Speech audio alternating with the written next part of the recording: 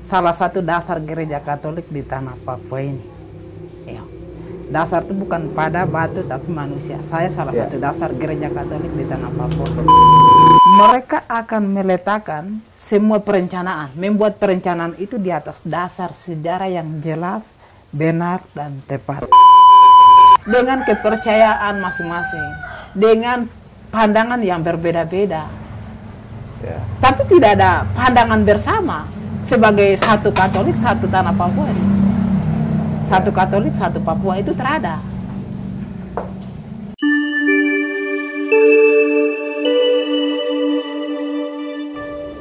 Jika Tuhan adalah kasih, maka kamu adalah sayang. Jika kamu adalah cinta, maka aku adalah mati. Sahabat Kompas dimanapun berada, siang hari ini bertemu lagi bersama Komsos Paroki Santo Yosef Fakfak. Sepenggal puisi itu adalah hasil dari puisi saudara terkasih Sulaiman Itlai, yang merupakan tamu kita pada siang hari ini. Selamat siang, Ade Sulaiman. Selamat siang. Oke, jadi kita langsung saja. Mungkin Ade Sulaiman bisa memperkenalkan diri sedikit. Sekaligus itu tadi adalah puisi judulnya Cinta Mati. Luar biasa tuh. Bahwa bagaimana hubungan antara manusia dan Tuhan itu penting ya. Dan saling menghargai itu lebih penting daripada mau saling benci.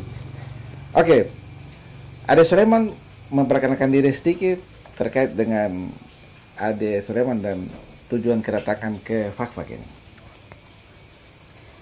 Oke, terima kasih Kakak. Saya juga tidak tahu nama Kakak Bram ya. Ya. Oke, saya kaget baca puisi itu. Macam mau menangis tapi. Lio, ini saya perkenalkan nama sedikit dulu.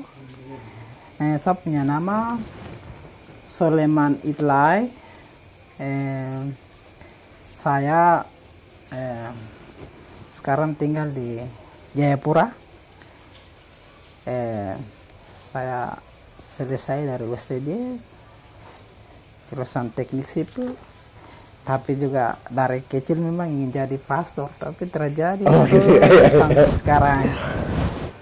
Ya, terjadi karena Bapak tidak setuju. Oh, siap. Oke. Tapi mimpi tidak pernah saya kuburkan, masih ada. Berapa kali coba masuk di Yesuit, sudah mau terima, kemudian orang pertimbangkan lagi, disuruh tunggu sampai detik ini. Oh, siap. Tidak tahu kalau Tuhan kehendaki lanjut, kalau tidak ya. Ya. Oke, itu sedikit gambaran tentang diri saya. Saya orang Katolik ya. Salah satu dari sekian ribu orang Katolik yang ada di tanah Papua. Salah satu dasar gereja Katolik di tanah Papua ini. Ya. Dasar itu bukan pada batu tapi manusia. Saya salah satu dasar gereja Katolik di tanah Papua.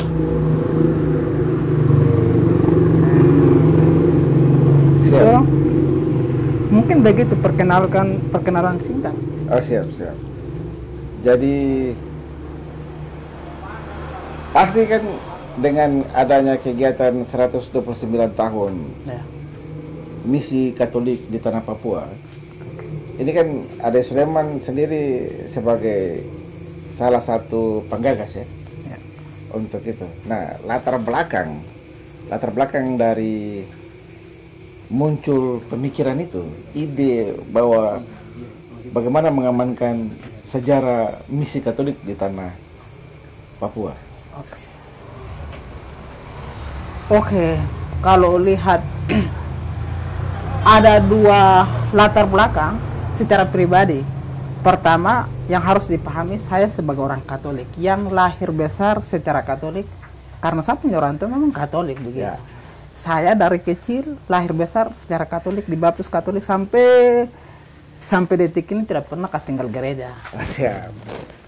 Terus yang kedua, saya sebagai lihat dari saya punya profesi sebagai seorang teknik sipil ya.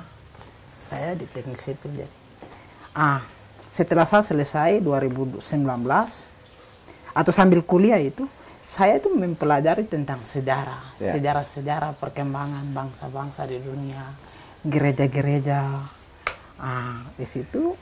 Tapi juga saya pelajari tentang sejarah perkembangan atau sejarah peradaban orang Papua. Oh, siap. Salah satunya itu dari saya punya suku sendiri, Hukula di Lembah Bali. Itu, jadi dalam filosofi hidup kami, inilah latar belakang yang mempengaruhi lahirnya konsep kegiatan ini. Saya menyadari bahwa saya punya orang tua, dorang mau bikin perang, mau bikin kebun, mau bikin sebuah acara, atau mau bikin pesta pernikahan atau apapun, mereka akan meletakkan semua perencanaan, membuat perencanaan itu di atas dasar sejarah yang jelas, benar, dan tepat. Kalau kita bikin mau perang baru, kau salah atau rencana di luar dari kau punya sejarah masa lalu, pasti kau akan mati. Ya. Kau akan mati. Kau mau tanam sesuatu tapi kau tidak bangun, tidak bikin kebun itu di atas rencana, di atas dasar sejarah yang jelas, tumbuhan itu tidak akan tumbuh baik. Walaupun sudah tanam baik, dia tidak akan berbuah dan kebun itu tidak akan bertahan lama. Orang cepat merasa bahwa ini kebun baru bikin tapi dia punya buah-buah cepat berlalu macam begitu. Itu karena sejarahnya belum jelas. Pergumulan itu membuat saya menyadari tentang kehidupan gereja, perkembangan sejarah gereja Katolik di tanah Papua ini. Saya merasa bahwa sejarah perkembangan di tanah Papua ini banyak tempat masih bermasalah. Dalam pandangan saya, Fak-Fak masih bermasalah. Kero masih bermasalah. Merauke atau Agat atau Asmat sekitarnya, terus Timika masih bermasalah. Karena masalah itu membuat umat setempat itu belum bisa tumbuh baik selama bertahun-tahun. Padahal kalau kita lihat sejarahnya, justru orang-orang di tempat ini yang menerima itu misionaris di luar, gereja Katolik di luar. Sementara macam kami di Wamena ini baru terima berkat dari orang-orang yang tempat-tempat ini yang terima ini. Tapi setelah kami juga bertahun-tahun tidak berkembang baik, kami coba melihat ke belakang. Ternyata sesuatu yang tidak ada, sesuatu yang tidak beres. Makanya solusinya rekonsiliasi, berdamai dengan masa lalu. Karena pada hakikatnya tidak ada masa depan tanpa masa lalu. Tidak ada anak muda tanpa orang tua tuh. Sejarah itu guru dalam hidup.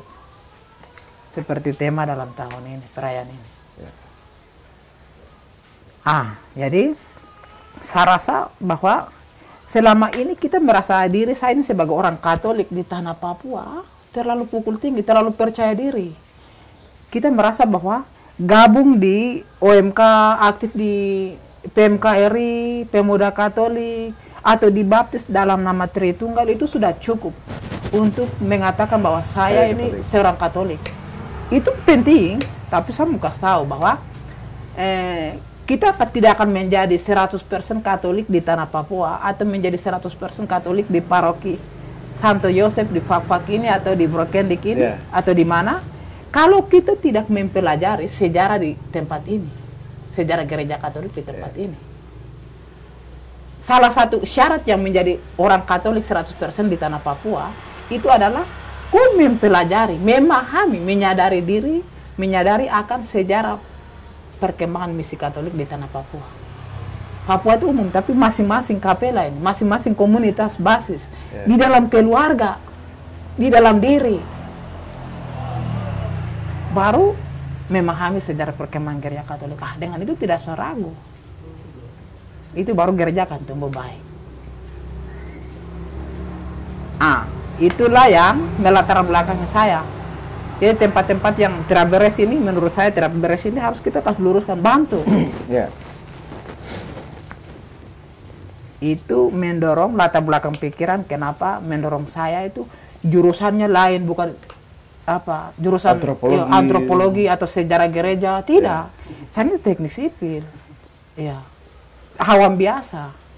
Tapi ada sesuatu roh yang tidak tahu roh Tuhan atau roh hantu yang menggerakkan saya untuk itu. Ya. Saya tidak tahu persis bahwa misalnya tahun 2001, 2008, 2012 itu kakak orang di sini ada bergerak soal itu. Yo, tapi ada yang tolak segala macam. Saya juga tidak tahu kalau pada suatu hari kita akan duduk kayak begini. Saya akan datang di Fafak ini untuk bicara barang yang sama yang kakak orang dulu kerja. Siap. Lalu saya melihat di masing-masing komunitas ordo atau masing-masing basis gereja atau di Keuskupan Agung Merauke, di Wamena, di dekenatnya, di Jayapura, bikin perayaan sendiri-sendiri. Perayaan masuknya misi Katolik di tanah Papua. Ya. Dengan ego masing-masing, dengan kepercayaan masing-masing, dengan pandangan yang berbeda-beda. Ya. Tapi tidak ada pandangan bersama sebagai satu Katolik, satu tanah Papua ini. Satu Katolik, satu Papua itu terada. Masing-masing jalan dengan ego. Kita bilang, kami bergabung sudah, kita bangun pemam. Satu bilang, tidak, kami yang duluan. Satu bilang yang ini. Ini yang kita mau supaya, bukan itu, Katolik itu ingat, satu, kudus, universal, dan apostolik.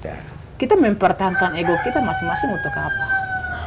Saya lihat itu ada perbedaan pandangan itu, makanya perlu adanya sebuah gerakan yang dari awal mungkin, kalau macam para pastor yang belajar di Stef Fajar Timur atau di mana, kalau mereka kurang prihatin dengan isu-isu sejarah perkembangan sejarah gereja, apa salahnya? Tidak berdosa juga kan kalau kita awam yang tergerak hati untuk menggerakkan ini, supaya kita sama-sama ke depan tuh kalau Tuhan kehendaki punya hari misi Katolik, baru kita merayakan setiap tahun. Yang serentak di tanah Papua. Siap.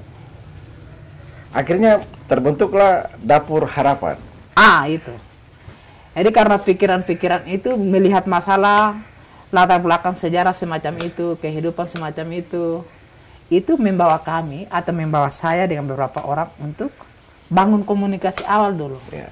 Itu siapa-siapa tuh yang komunikasi awal itu?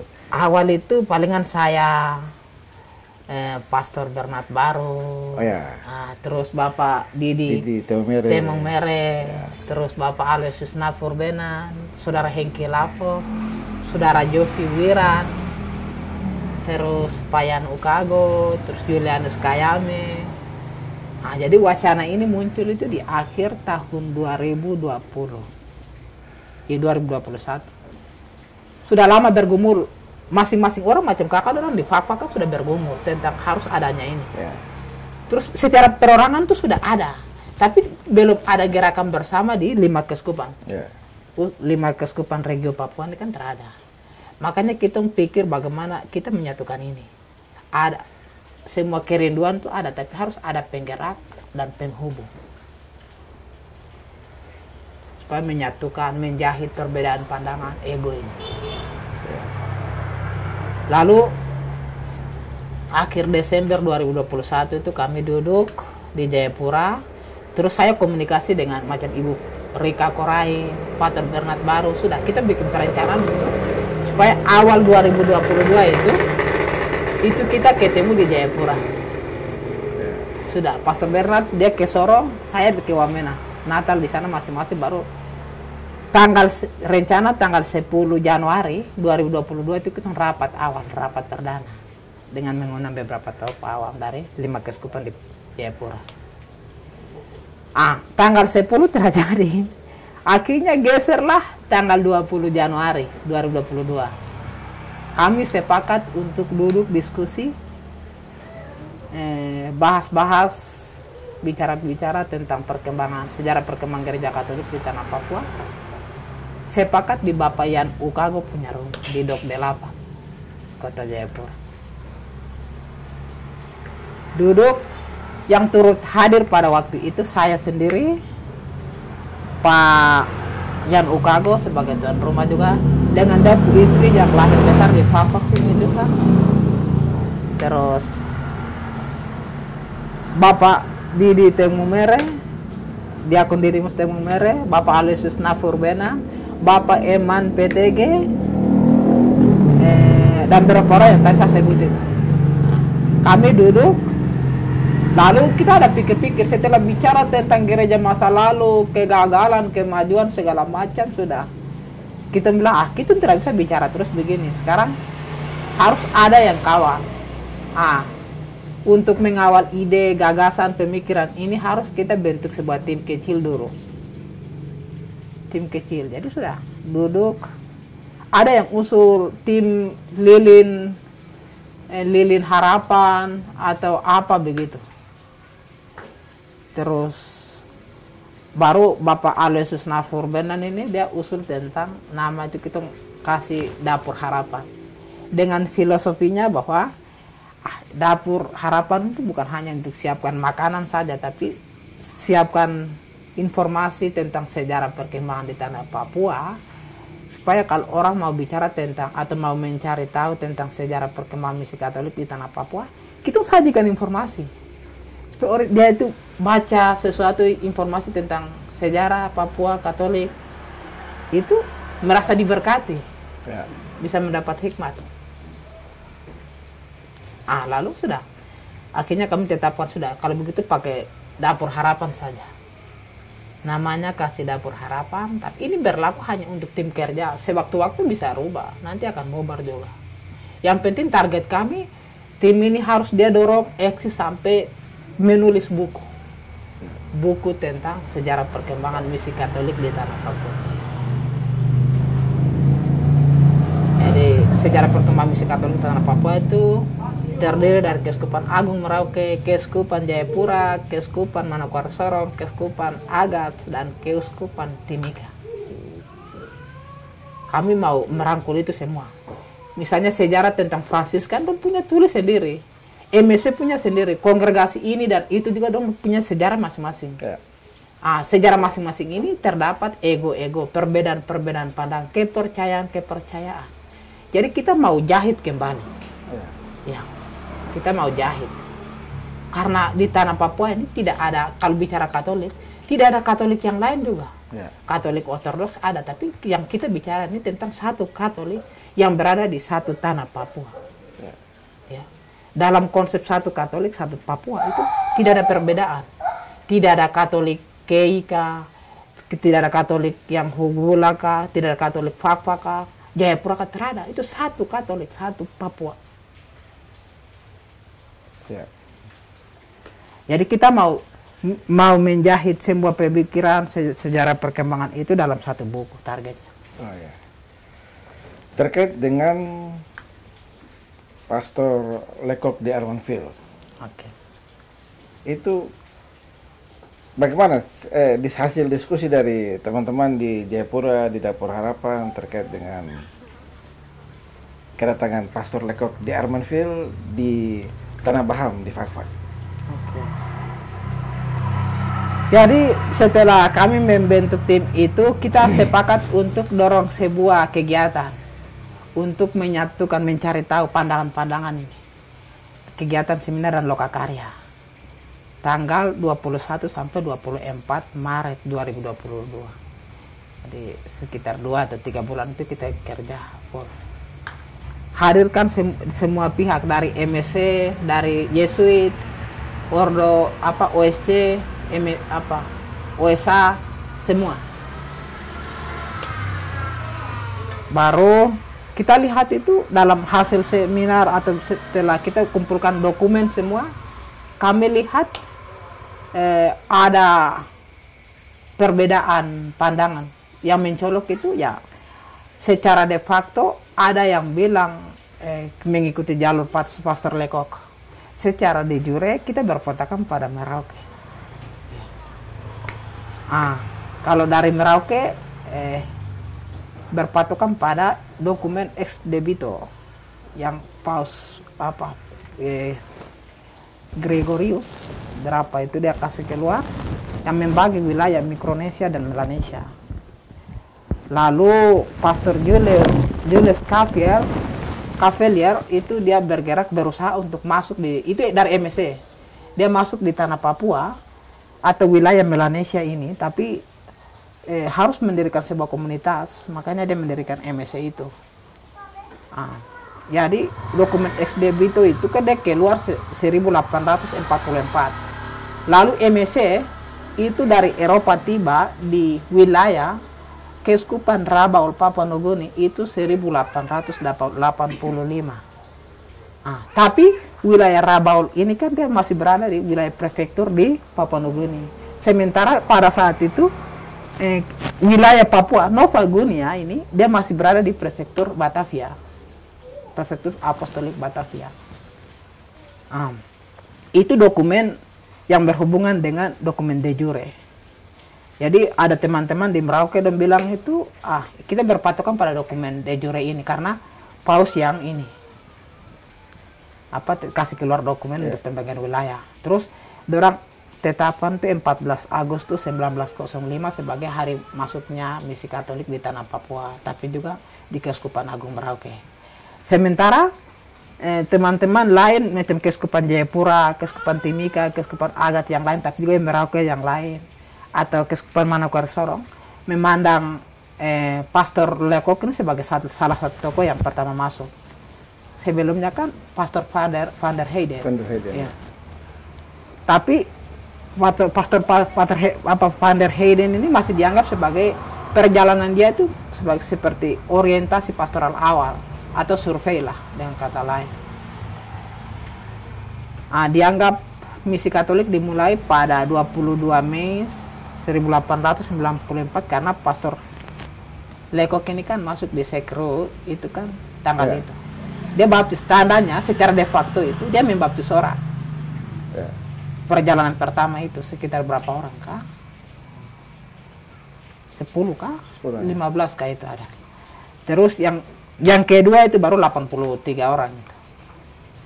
Itu baru dia baptis orang di Pulau Bone, memulai karya misi di Pulau Bone. Ada fakta tentang sumur juga.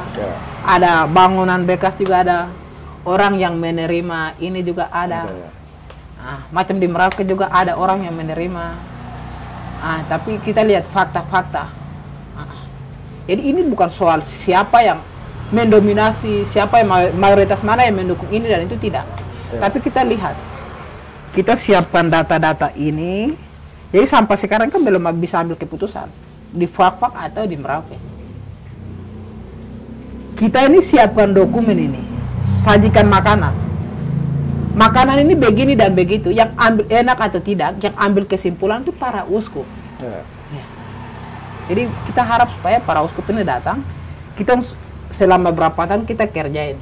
Hasil rumusan singkat, 1-2 halaman kita kasih baru suruh mereka baca. Ini secara de facto begini, secara de jure begini. Jadi kamu yang menurut berdasarkan tuntunan Roh Kudus itu baca dokumen ini baru kamu yang ambil keputusan.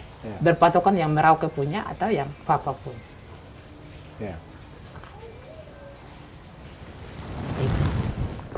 Siap.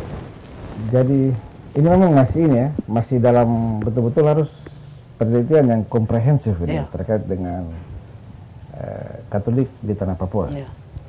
Oke, kalau kita karena sudah di Fak-Fak, kita bicara tentang Pastor Lekok misalnya. Ketika Pastor Lekok datang, terus kan akhirnya meninggalkan, ya kita bangga karena kabar gembira, kabar sukacita ini juga bisa datang dan tiba di Fak-Fak, diterima oleh keluarga semua di sini. Nah, dalam perjalanannya ada juga yang ikut serta, terutama dari Keuskupan Amboina yang ditugaskan sebagai guru maupun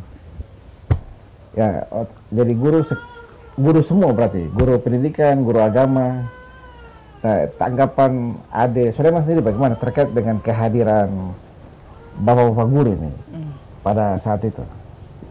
Ya, bapak-bapak guru itu peran mereka tidak jauh beda.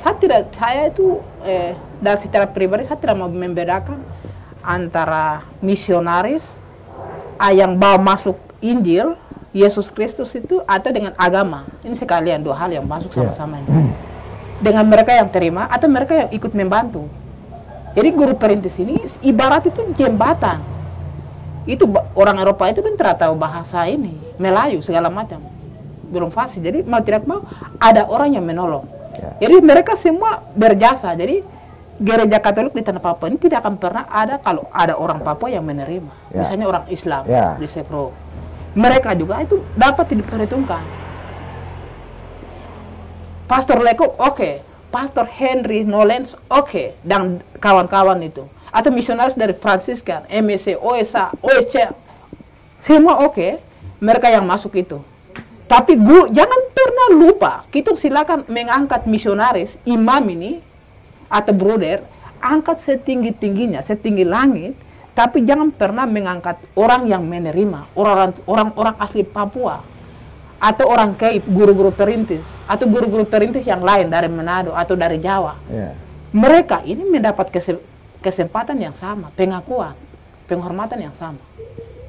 Mereka martir. Kalau di Eropa sana, kita menghormati Santo Paulo, Santo Petrus, Santo Gregorius, segala macam itu. Santo Santa itu. Dalam konteks gereja Katolik di Papua, orang Kei, orang Jawa, orang Flores, orang Manado, orang Batak, dan lain-lain, termasuk orang asli Papua dari Fak-Fak ini, dari Wamena, dari Timika, dari Merauke, dari Kerong, yang pernah berjasa, menerima, membantu, mengangkat misionaris punya barang-barang. Itu semua martir. Martir gereja, menurut saya. Misionaris pastor itu, dorang hanya datang, pimpin misa saja, baru pergi ke sana, kasih hosti, baru pergi ke sana tuh. Yang taruh barang ketika perang macam di Wamena. Perang baru, ini orang taruh nyawa ini, sungguh mati. Jadi yang taruhan nyawa ini bukan misionaris Eropa ini guru-guru perintis ini. Guru-guru perintis, bahkan orang-orang asli Papua dari Fak-Fak, dari Timika atau yang lain-lain, dan ada saudara-saudara dari Kei, dari Manado yang lain-lain itu. Orang-orang yang taruh nyawa itu tidak gampang. Tanpa mereka gereja Katolik hari ini tidak akan pernah ada seperti hari ini. Berarti memang kita harus melihat itu berimbang. Jadi yang membawa kabar sukacita, yang menerima kabar sukacita, dan yang membantu segala hal itu, itu betul-betul harus kita lihat proporsional. Kalau mau bikin patung misalnya, tidak boleh bikin misalnya Pastor Henry Nolen saja atau Pastor Lekok saja. Mereka yang bantu, walaupun yang tukang masak pun, yang tukang cuci pakaian pun, kita memberi penghormatan, kasih duduk sama-sama. Ya karena semua orang punya hak untuk mewartakan kabar sukacita dengan profesi apa saja. Tuhan Allah tidak pakai orang yang pastor saja. Kita juga harus lihat dalam perkara kecil, orang-orang kecil, orang-orang yang sederhana, orang-orang yang sulit diperhitungkan oleh mata dunia ini. Orang-orang yang berjasa besar untuk gereja ini. Siap. Nah, adik, kalau kita melihat Fak-Fak ini ada salah satu filosofinya itu satu tunggu tiga batu. Melihat dari kehadiran Katolik di Fak-Fak yang diterima oleh keluarga Muslim di Sekru, dalam perjalanan pastor sendiri ada guru dari GPM yang ikut sebagai translator di situ. Bagaimana ada melihat korelasi antara falsafah satu tunggu tiga batu dan kehadiran Katolik di tanah Papua, di Fak-Fak? Wow, itu luar biasa. Itu saya baca-baca dokumen gereja tentang sejarah, terlalu menarik soal Fak-Fak ya. Menarik karena yang uniknya yang menerima Pastor Lekok itu bukan seorang Katolik. Atau orang Papua Purba yang sebelum ada agama Samawi baru terima, tidak. Ini orang Muslim loh. Orang Muslim yang bertahun-tahun dia membangun relasi dengan kerajaan Sriwijaya, Ternate, atau mungkin sempat mengalami pengaruh dari perjanjian Tordesillas dan Saragossa. Pengaruh itu Portugal dengan Spanyol. Itu.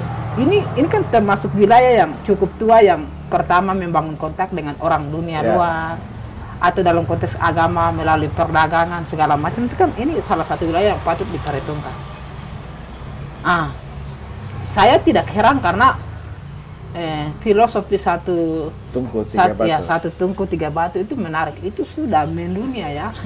Saya itu sebelum datang ke sini saya sudah baca tentang itu, dan toleransinya itu luar biasa. Saya datang juga itu satu kenantura akan panas saya kah, usut saya, tapi orang bisa terima. Terus dalam kegiatan persiapan ini saya melihat banyak keterlibatan orang Muslim. Jadi orang Muslim yang terima Pastor Lekok dalam sejarah 129 tahun yang lalu, mereka masih menerima kita juga dalam usia ini. Dan di Sekro itu kan mereka mau terima kita untuk kasih kesempatan, kamu bangun patung, Pastor Lekok, kasih lokasi. Luar biasa, tidak gampang. Coba masuk di tempat lain di negara manakah? Itu kok tidak ada apa-apa itu.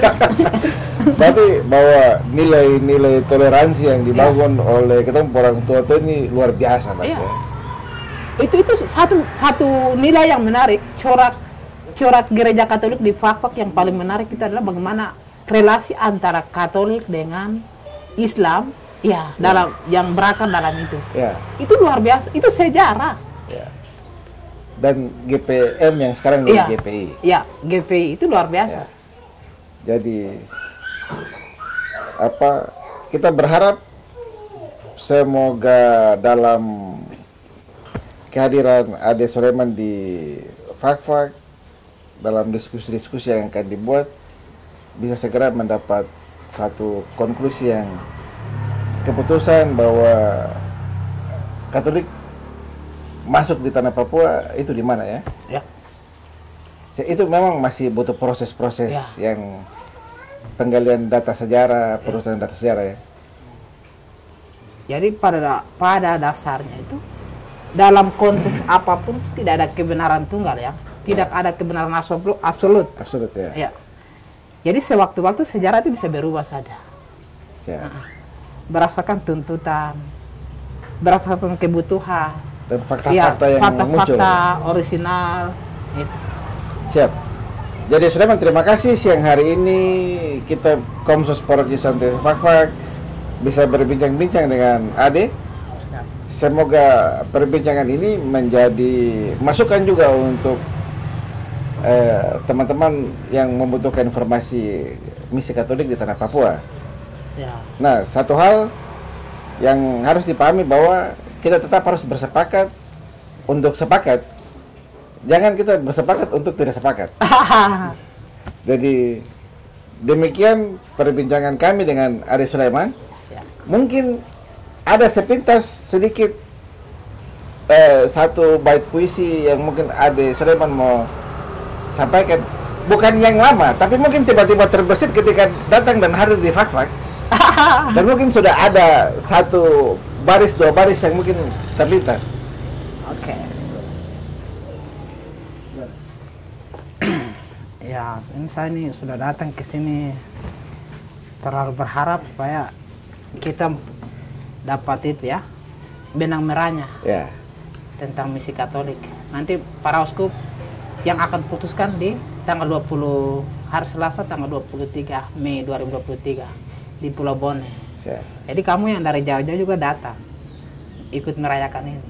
Terima kasih partisipasi umat di tempat ini, tapi saya mau sampaikan, aku ingin tenggelam dalam jiwamu dan ingin memetik buah palamu dari sini, dan aku ingin menikmatinya di 1000 tahun. Terima kasih banyak dari saya. Demikian sepenggal bait puisi dari Ade Soleman Itlai. Terima kasih untuk sahabat Komsos dimanapun berada yang telah menyaksikan channel kami. Jangan lupa subscribe, like, dan share video ini sehingga kabar sukacita dari Kristus Yesus Tuhan dapat tersebar kemana-mana. Demikian, salam sejahtera untuk kita semua. Salam.